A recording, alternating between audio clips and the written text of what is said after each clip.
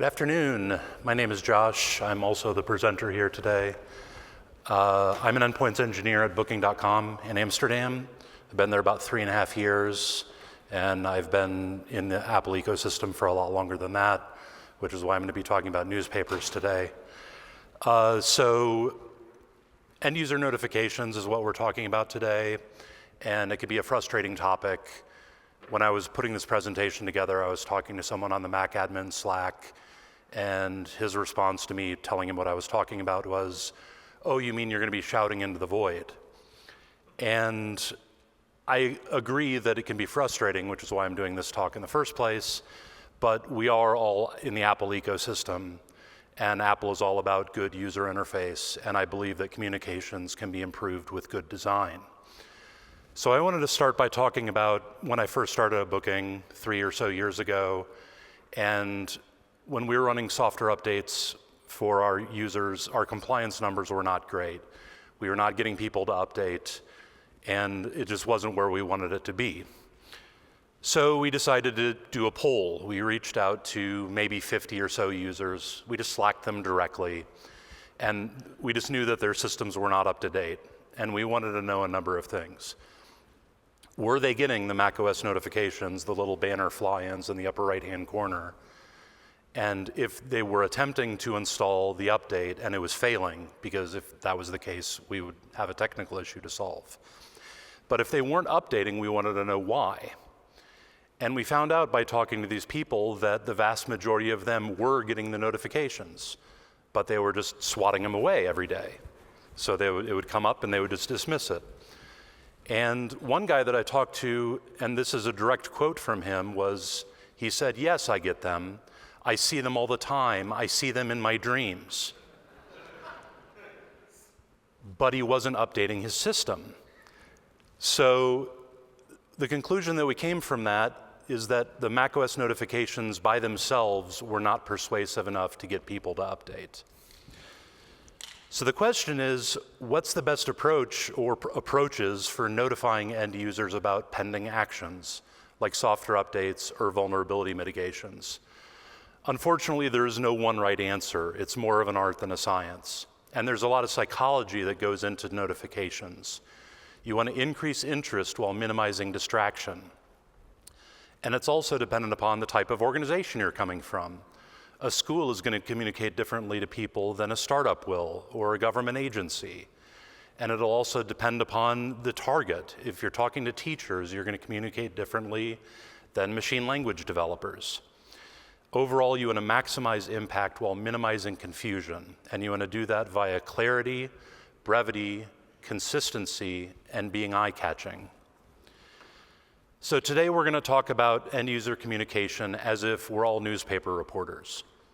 We're going to talk about the 5 W's and 1 H for messaging with your audience. Then we'll talk about getting organized, kind of a 1,000-foot view of how to put this all together.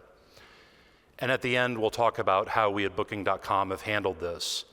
And the Booking case study is specific to the macOS software update model. Notifications can be really anything, but with software updates, them and notifications kind of go together like peanut butter and jelly.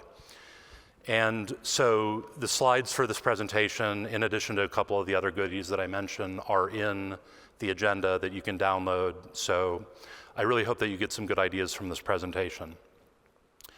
So we'll start with the 5 W's and 1 H. This is the standard journalistic method that all journalists use to gather and then put together information for their readers. And the 5 W's and 1 H are who, what, where, why, when, and how. This is a method used to attract users, engage their curiosity, and it's a mechanism for engagement and action. We're going to talk about the considerations to take into account for each of these, along with what to put in your communications, in our opinion. But first, I want to talk about how publishers order news stories to highlight the 5 W's and 1 H. So stories start with a lead to draw the reader in. It's the first several paragraphs of any article. It's the summary that provides the most pressing information. And I'm going to put an article up here. It's a blast from our past that can highlight the 5 W's and 1 H as we go along. So in journalism, you have the lead at the very top, underneath the headline, followed by supporting information and quotes, and then any other nice to have information. So newspaper articles, at least in America, are measured in column inches and if you have a newspaper article that is 45 column inches and you only have room for 40 of those column inches, editors know that they can confidently trim from the bottom because anything that's more important than what's at the bottom is above that. And this isn't just something that TV news, or it's not something that's just newspapers. This also happens in TV news. If you're watching a news story and they're talking about your local news where 5 houses were destroyed last night on the 11,000 block of 70th Street, and it caused $2 million in damage and nobody was injured, that's basically the 5 Ws and 1 H put together in a lead so that people are drawn in to keep watching.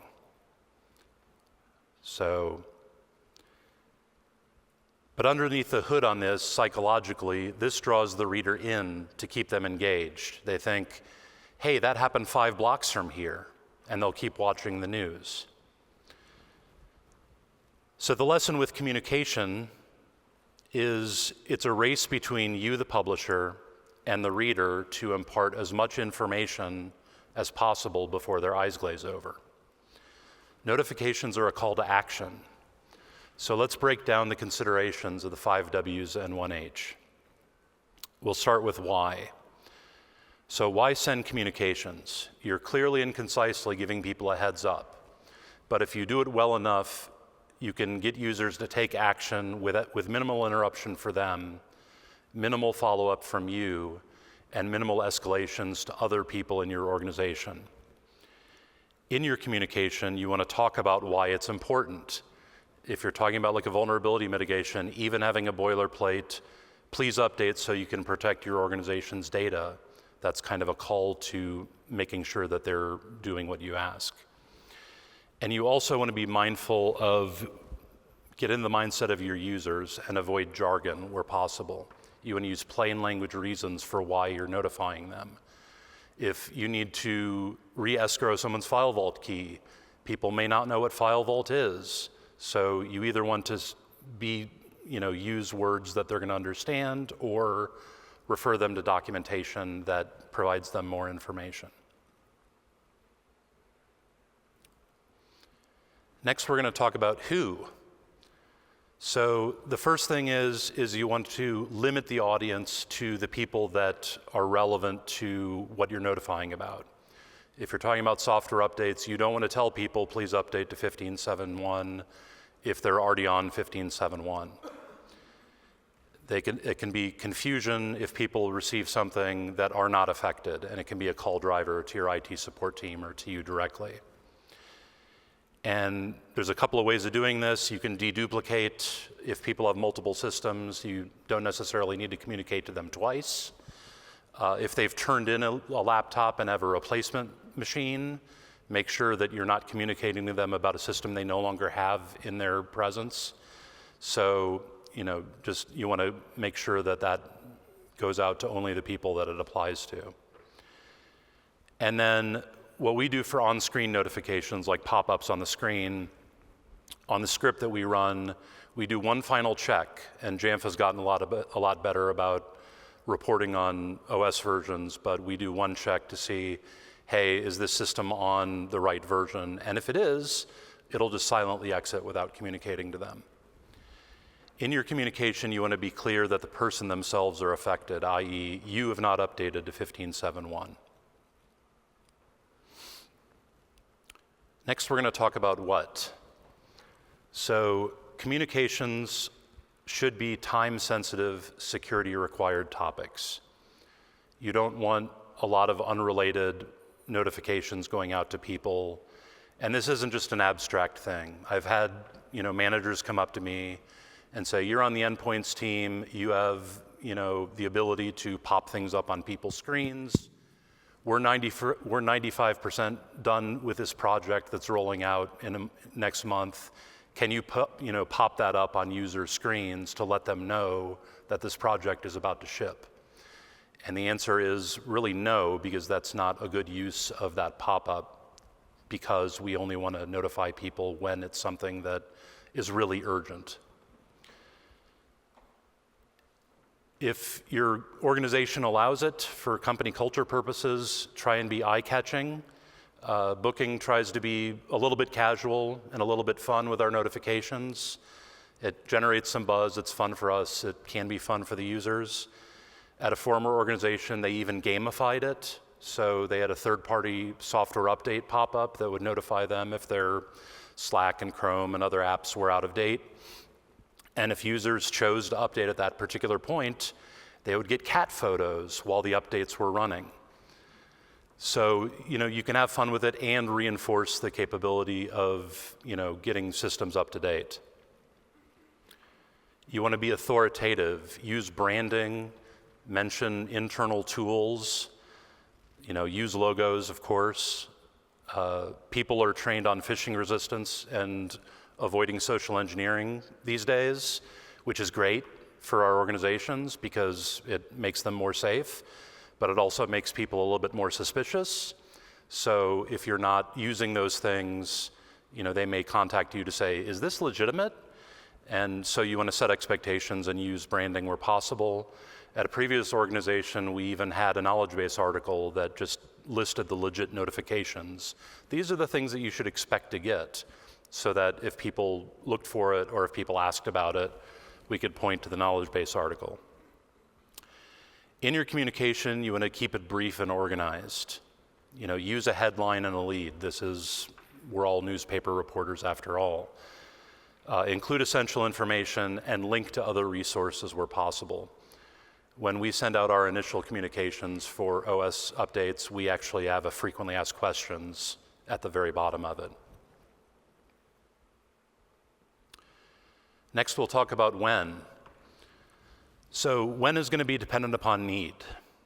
If it's a 0-day, you need to communicate immediately and then set expectations for when it's going to be enforced. For major OS upgrades, when Tahoe came out or was announced, we put up a thing that says, please don't run the beta. And then when it was about to ship, we said Tahoe is coming, but not yet. And then now that Tahoe is out, we're going to announce that it's going to be available. And then we may have another notification or two as we approach the deadline for having it installed. But the other part of this is that less is more. It's paradoxical that the less you communicate to your end users, when they do get a notification, they're more likely to pay attention to it. And then finally, you want to be clear on deadlines. So I've seen a number of deadlines in the organizations that I've worked for where it's like, this is going to happen this afternoon, or please update by tomorrow. And I know sometimes based on what you're pushing out, it's not going to be exact, but the more specific you can be, the better. And if you're in a larger organization, Booking is a global organization, so we have to say, if it's not local time to that user, we have to say Amsterdam time, or whatever time zone we're sending it out as. And even as an American living in Europe, I have to be careful of month-date order, because October the 10th, or October the 3rd is not the same as March the 10th. So you need to be very clear on those things. But I want to go back and double down on the less is more proposition here, because it's probably one of the most important things that I'm going to talk about today. And I'm going to do it by playing one of my favorite commercials.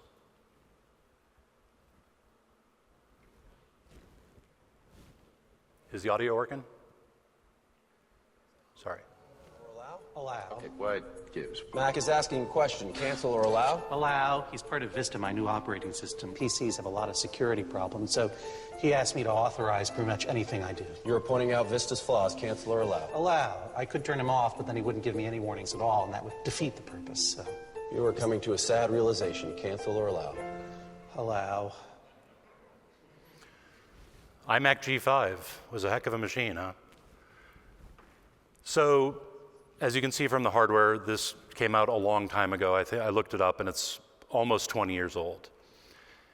But this had a kernel of very important information, and that's that notification fatigue is a real thing. So they were making fun of Windows Vista, but this happens everywhere. Over-communication results in numb users ignoring pop-ups. We don't want people swiping it away or clicking on allow like John Hodgman.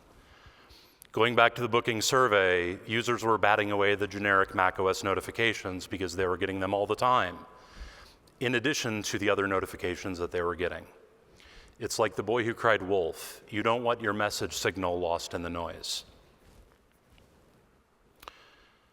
So next we'll talk about where. So there's different styles of notification that I want to talk about.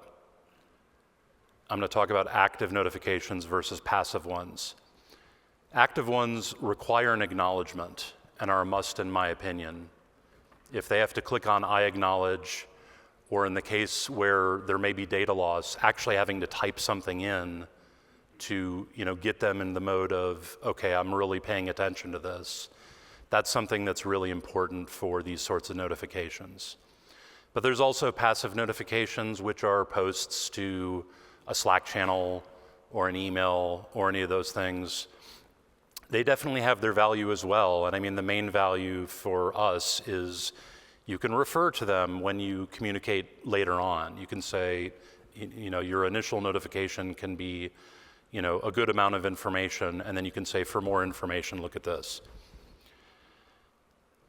I also want to talk about consistency of notification. If you post things in a typical place, if you put things in a Slack channel, that's great, but you don't want to change that all the time. So for 15.6.1, you don't want to send an email, and then 15.7, you send it to Slack, and then 15.7.1, you do something else, because that can be confusing for the end users, and they're not going to know where to look if they need more information. And then consistency of notification interface is another thing. If you're changing the look of your notifications, that's going to be confusing as well.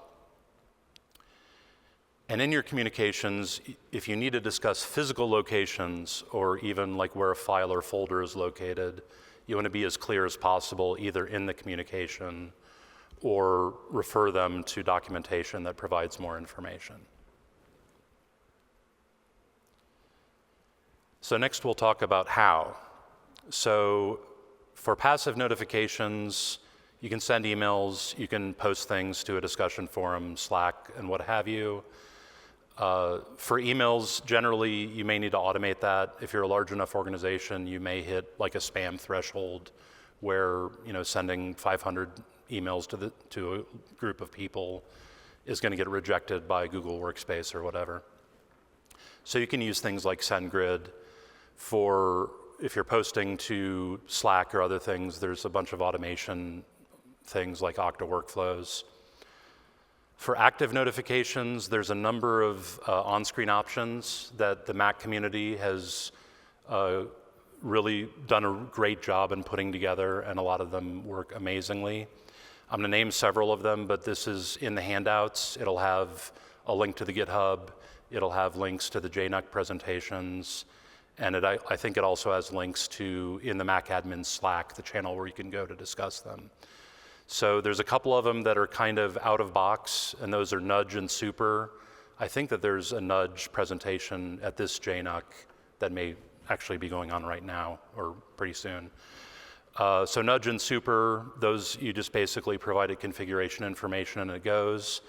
Or you can roll your own. There's Swift Dialog and IBM Notifier. Those you may have to provide a little bit more information. It's kind of a graphical user interface front end. And then the other thing that you can do is you can use posture checking. So there's a bunch of identity SaaS providers and network/VPN providers that can do double duty, where they can alert the user that they're out of compliance, but then they can actually also deny access after the fact. So for identity SaaS, Okta and Duo and 1Password collide have these. And then there's a number of VPN networking providers that do as well. So it'll let them know, but then at a certain point it'll just say, no, you can't access Okta anymore until you're up to date. In your communication, you want to be clear on what they need to do. So don't just say, you need to update Slack. You want to tell them how to do that. So, go into self-service and run the Slack item to update or what have you. So next we'll talk about getting organized. So the first thing about getting organized is avoid the bunker mentality. End users are our partners in getting our organization's data safe and compliant. And I talk to people all the time. People will complain about, oh, I got this notification. And so I want to follow up with them about whether it's a real complaint or, there's going to be a certain percentage of people that always complain, but a lot of them have a point sometimes that, they got over communicated to or whatever. So I work with them a lot. Next is get management on board with your strategy. Once you've sat down and put together what it looks like, put together the frequency of how often it's going to go out to people, who it's going to be scoped to, et cetera, you want to sit down with your IT management and with other management and present it to them and say, hey, this is what we're going to do, this is when it goes into effect. And part of it is management may not want you to communicate the way that you plan on communicating. They may not want you to send emails, or they may have a better idea, or they may want to loop other people in. But the other part of it is that by getting their sign-off, everyone in the organization is going to be aligned with the user experience and with making sure that you're keeping your systems compliant. And I've actually seen at multiple organizations where people are in large-scale presentations like this one, where they get a pop-up saying that your systems are not compliant, please run software update. And it's momentarily embarrassing for them, but it protects you because you've already gotten the sign-off from management. Thirdly, you want to work with comms teams. Booking, we have a comms team that we work with pretty regularly. Anytime we change our notification regime, we'll sit down with them to tell them what we're changing, making sure that we're not misspelling anything or whatever else. And I recommend that you do something similar. If you don't have a comms team, if you have a training team or a documentation team or even a marketing team, a lot of those people will be very happy to look things over for you, make sure that you're using the right logo for your organization, et cetera. And then finally, you want to communicate with any other stakeholders, especially if you have an IT support team. You want to make sure that it's not a surprise to them when an end user says, hey, I got this pop-up, what does this mean? Any other stakeholders that you have, and especially your end users, you want to have a document that says, these are the pop-ups that you may see, and this is why you're seeing them, and what this means. So at Booking, as with every large organization, we have a software update policy. It's a really long document, and it will probably put people to sleep if they try and read it. But the kernel of it is that when an update comes out and we make it available to people, like with Tahoe, for example, we are promising that a certain percentage of our systems will be updated within a certain period of time. And when I first started about 3.5 years ago, we were having issues. Some of it was, as I talked about before, people were just ignoring the notifications to update. And some of it was macOS had some issues and MDM had some issues, so we were a little all over the place. And in some ways, we were using just the macOS notifications. We used Nudge occasionally also. And we decided to just kind of roll our own mechanism for notifying users. And some of that is so we could use deferral profiles, and some of it was when DDM was available, we could just plug DDM into the scripts that we were using. And update enforcement these days is really, really good. I'm actually really proud that even when we have a 0 day and we have to really scramble to get people up to date, we still get the percentage of people that we promise up to date in that period of time. And a big part of that is the OS is a lot better, and MDM is a lot better than 4 years ago. But I also think that communication clarity has improved a lot as well. So I'm going to walk you through kind of from the day that we release it to our end users for an update, all the way until we're enforcing it to people. So it's kind of a timeline of the update process or the update notification process.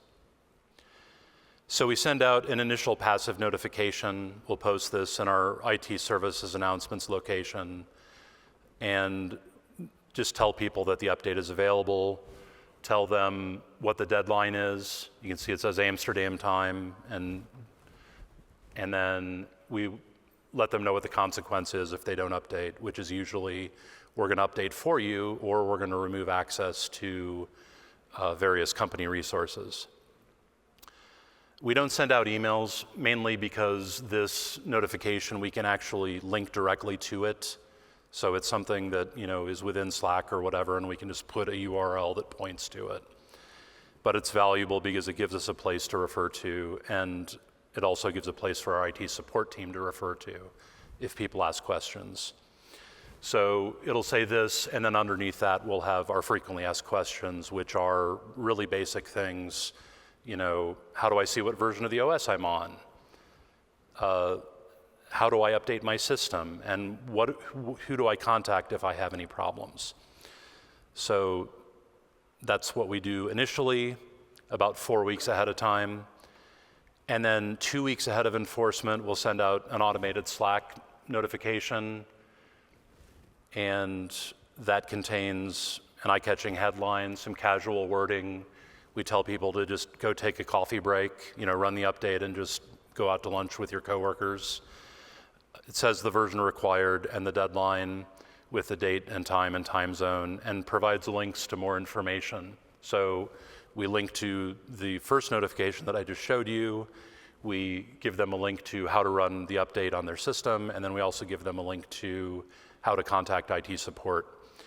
And numbers actually start growing quite a bit once this goes out. When the first notification goes out, it's read by some people, and they may or may not update, but when people get messaged directly, they'll start taking action. And then finally, the week of the deadline, we send out on-screen notifications that have a colorful headline, have our logo, contains all the information from the Slack notification as well. And we have a button that says I acknowledge, and if they click on that, it'll go away until the next day. If they click on not now, it'll come up again the next time Jamf checks in, and then there's buttons for more information on there as well. Oftentimes we're actually either at compliance by the time these notifications go out, or we're really, really close. So the end users that see this are the ones that have either been on holiday or haven't really been paying attention or what have you. And we're just telling them, it's like, we really don't want to do this. We don't want it to be 4:30 on a Thursday and your system reboots suddenly. So please update, at the end of the day or during your lunch hour or what have you. So this is one of the other goodies that I included in the handouts. It's an example script that runs with Swift Dialog. So, and then it contains 3 days of notifications, so it'll pop up for 3 days. You can change the color of the headline. We use yellow, orange, and red. You can use whatever colors you want. We were threatening to use pink for a while, but that's what we ended up going with. And then finally, it has optional DDM functionality, so you can either put the day and time in the Jamf policy, or if you push out a DDM plan, it'll just pick it up if the policy's running, and it'll calculate, are you on day 1, day 2, or day 3. So more recently, we've been working on a new notification model that uses posture checking, which in the case of Okta provides a lot of the same information that we have in our other pop-ups. It's branded. It gives what version they need to update to. It has the accurate time and date, and it allows them to acknowledge. So during that grace period that we set up, they can continue going into Okta. So this comes up whenever they log in. But once that deadline passes, then they can no longer get into certain Okta things. And at that point, they have to update, or they just can't access the sensitive things that have our company data behind them. And as I mentioned before, there's a bunch of other products that do something similar. So the lessons that we've learned from this process in the 3.5 years that I've been working at Booking, I wanted to call out several things. From an end user perspective, everything that interrupts their work is an annoyance at best. I like to say that users have day jobs, and checking for software updates is kind of down here on the list. So your communications need to be crafted well in order to achieve your ask. Secondly, you want to stay focused on the common factors: clarity, brevity, consistency, and being eye-catching. And finally, once you have something in place, you're not done. So what I recommend and what we do at Booking is every time we start a new regime like this, we will measure, when the first notification goes out, how many people were on it before the notification went out, how many people updated after the notification went out, and then the second notification and the third notification or what have you. And if you do that for 1 or 2 release cycles, you're going to have a really good idea of what's working and what's not working. So schedule yourself some time to reevaluate. And it's not just the numbers per se, but if you're getting complaints from IT support saying that this was really confusing or what have you, that's something that you can try and address in the process as well. So I really appreciate your time. Thanks a lot.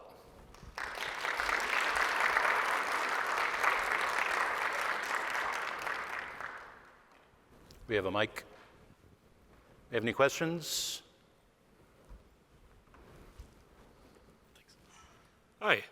Our organization has a high level of users and a low level of DEX reports or feedback reports that we get from them.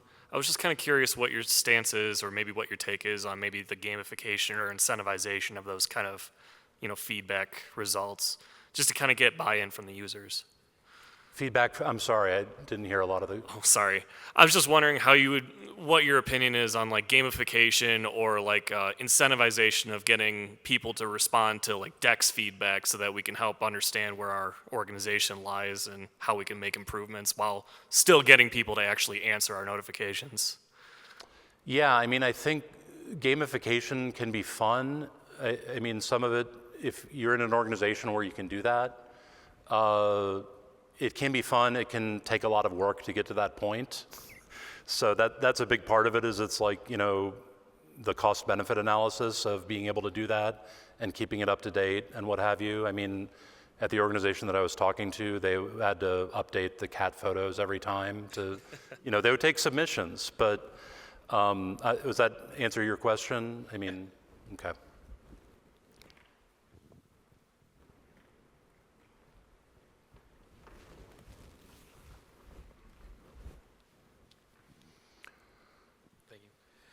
For those active on-screen notification solutions, Nudge, Swift, Dialog, et cetera, are you aware of any of those that exist for Windows? That's a really good question. I think that, I can't really speak specifically, but the Okta Device Assurance might do that. I don't think that that's Mac only. To be honest, we're kind of jealous of our Windows colleagues because you have Patch Tuesday, which is consistent. Every month, people are going to kind of get that expectation that they're going to get a notification at some point. And then they'll get a little thing that just says, your system's going to reboot in 4 hours if you don't update or whatever. And I think that may not be built into Windows necessarily, but it's like SECM or something like that. So, I don't particularly know. I'm Josh, lowercase j, on Mac Admin Slack. So, if you have any questions on that, reach out to me and I'll ask my Windows colleagues.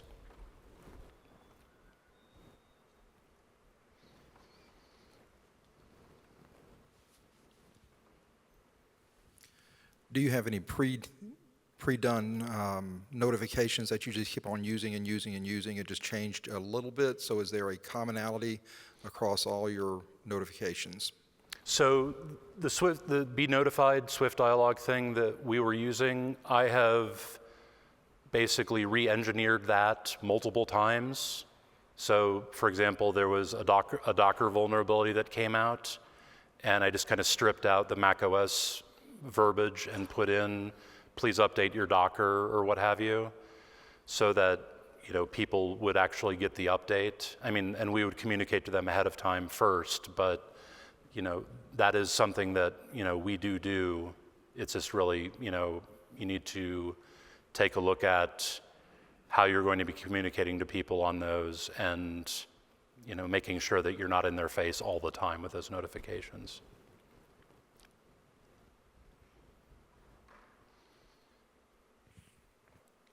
Have you found that there is a sweet spot with like deferrals, or do you find that it just causes more user fatigue the more you allow them to defer? Notification fatigue, I mean. Yeah, I mean, so this is kind of why we do a lot of front-end communication, like sending out a Slack message or something, and then only do like 3 days worth of pop-ups before we just enforce it. So I don't know if that's a sweet spot. We find that because we're hitting our compliance numbers, that it seems to be pretty good at that point. But again, it's also going to be organization dependent. There's going to be some people that get a lot more annoyed at notifications than others.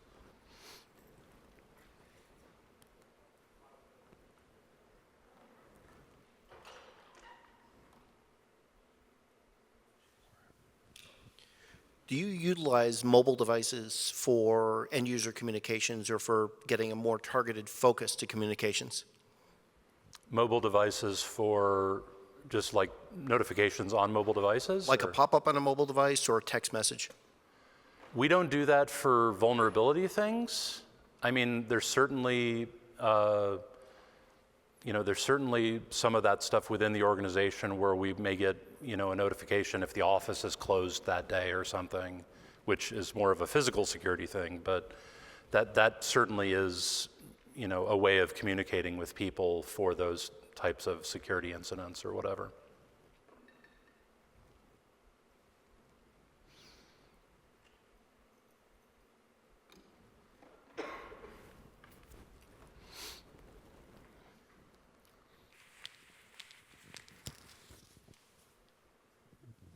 Thank you for this, by the way.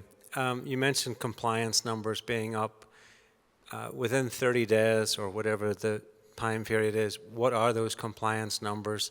And then secondly, for Booking.com, how many devices are we talking about that you have to administer?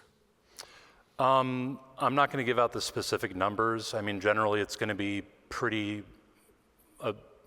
a vast majority of our systems need to be compliant, but it's going to, in the summertime, a bunch of people are off for the entire month of July, so we're not going to hit those compliance numbers if there's an update. And in terms of the numbers, again, I mean, I've worked at 2 publicly traded companies in a row now that were well over 1,000 systems apiece.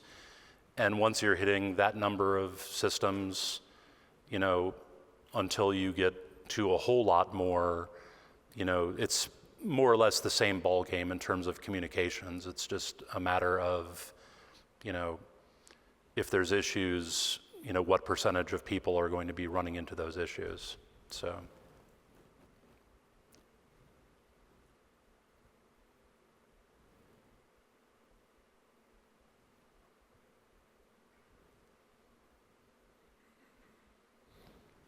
Cool.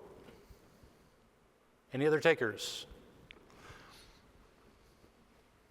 Awesome. I appreciate your time. Thank you.